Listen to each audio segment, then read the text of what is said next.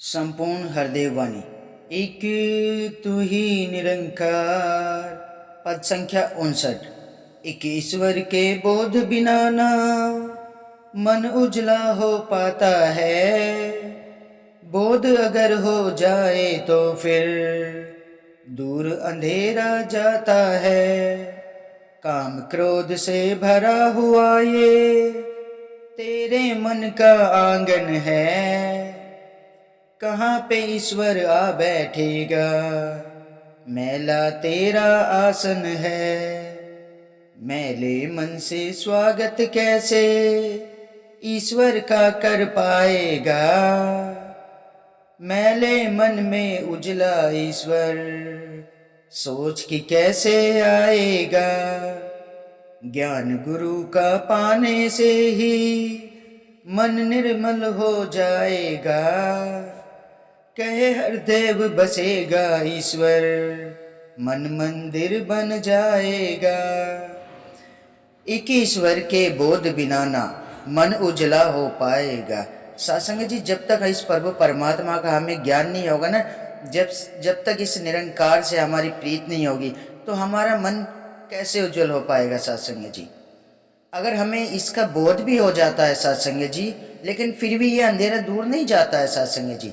काम क्रोध से भरा हुआ ये मन में, जो ये काम क्रोध से भरा हुआ ये मन है ना, ये मन तो सारा काम क्रोध से भर रखा है सत्संग जी।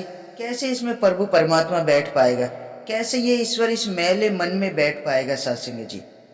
और इस मैले मन में कैसे आप ईश्वर का स्वागत करोगे, कैसे ईश्वर को पाओगे सत्संग जी।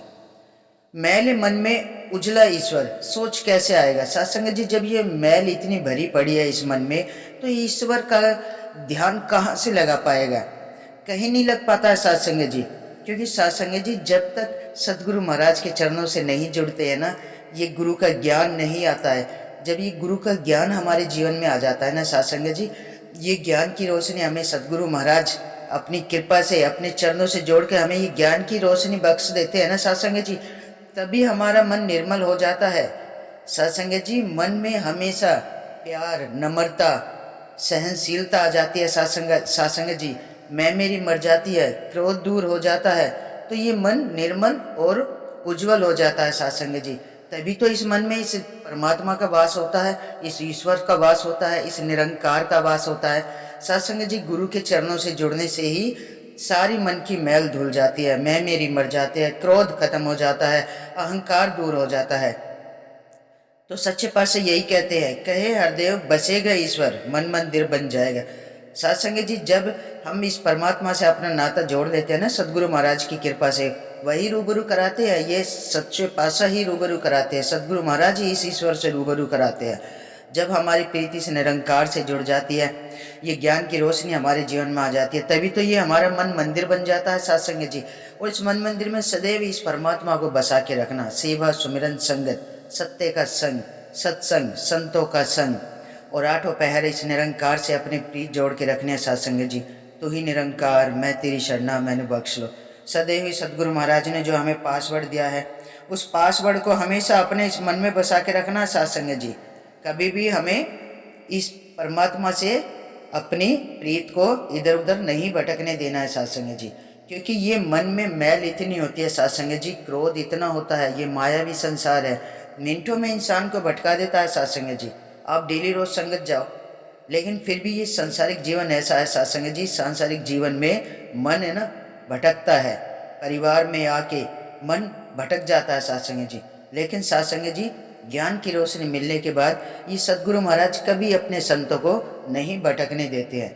आता है कुछ क्षण के लिए मन में, लेकिन फिर हम अपने सतगुरु महाराज से ही अपनी प्रीत जोड़ लेते हैं, इसी के चरणों से जुड़ जाते हैं। क्योंकि सत्संग जी, जो माता जी ने पासवर्ड दे रखा है सतगुरु महाराज ने, हमें वही पासवर्ड सदैव अपने मन में रखना है।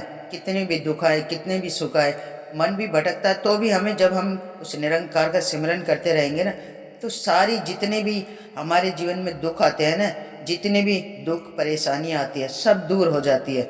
ये निरंकार सब दूर करता है। सारे दुखों का, सारे परेशानियों का इलाज एक ही है, तू ही निरंकार, मैं तेरी शरणा, मैनू बख्श लो। सत्संग जी, हमें सुमिरन करना है और निष्काम सेवा करनी है, संतों का सत्कार करना है।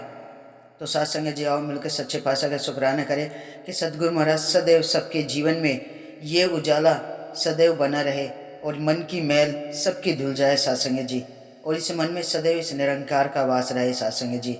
ऐसी कृपा और आशीर्वाद सब पे बनाए रखना साथ संगत जी। बड़े प्यार और सत्कार से कहना धन निरंकार जी।